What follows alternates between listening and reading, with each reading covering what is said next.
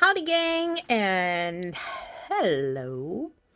So this video is a little weird because I could not actually work this pattern up due to being on restriction for 6 weeks with issues with my shoulder. So Becca, my amazing co-admin, was nice enough to say, hey, Chickie, let me help you out. So she's a beast. I'm just going to go on the record to say that because I literally sent this to her and 2 days later she was done. Okay. Um, so oh, bravo, bravo. And she took these amazing pictures and sent them to me, which are these here. So look at that.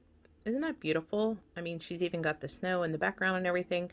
But what I love about this is the patterns that I've come up with over the last couple of years. I just number them because I don't come up with the names until after I work them up.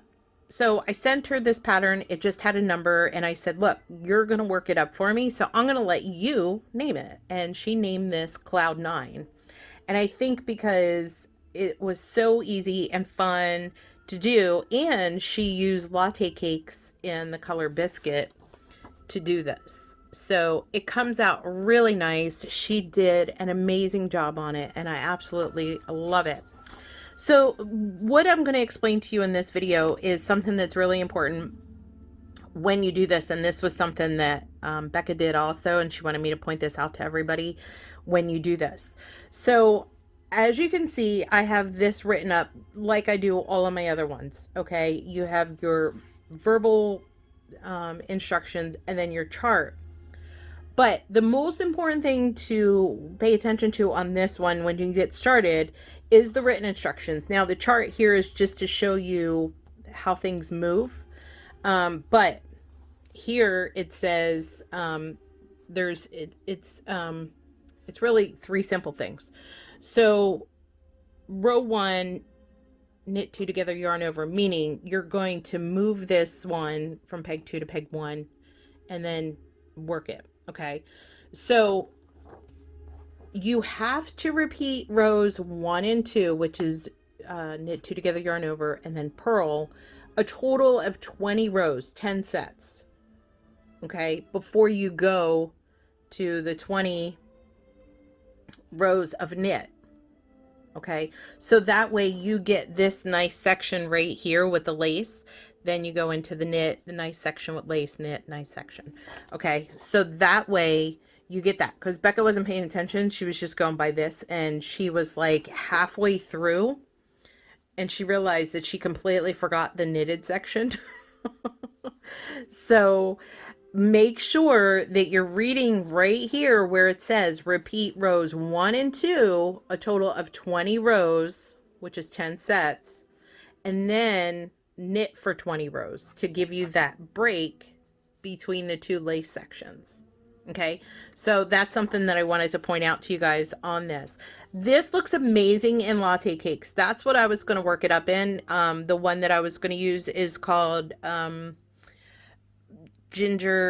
ginger. That's what it was. And she used biscuit, which came out fabulous with this. So a very big thank you to Becca on here for working this up with me and for me and taking care of that.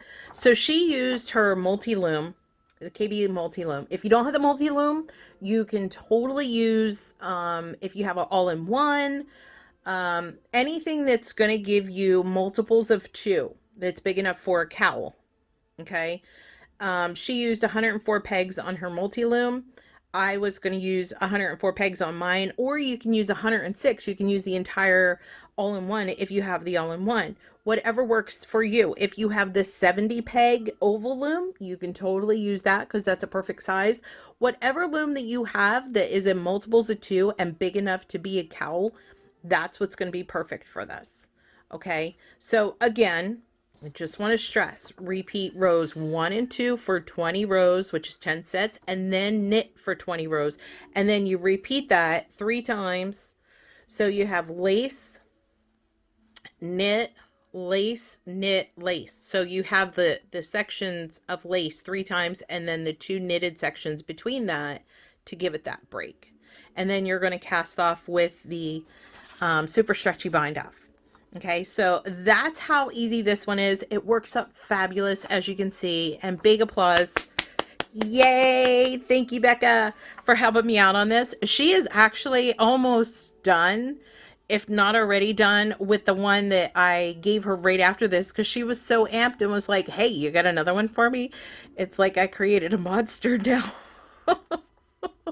With that. So Becca is going to be working on one for February, and I have Lydia Rose who is working on the other one for February for me. So hopefully, fingers crossed, I will be back to normal.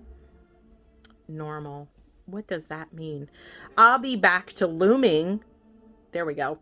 Hopefully in March if I get the all clear from my doctor and my therapist, physical therapist, to be able to start looming again.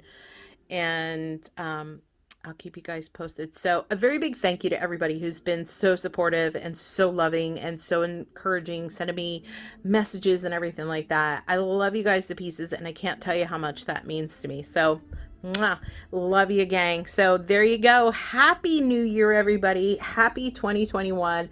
Let's make this year absolutely amazing. I want to see everybody growing with their looming, pushing themselves, getting out of the comfort zone, breaking out of that E-wrap box, whatever you have to do that's out of your norm. Let's make it happen. All right, gang. I love you. Happy looming. Bye.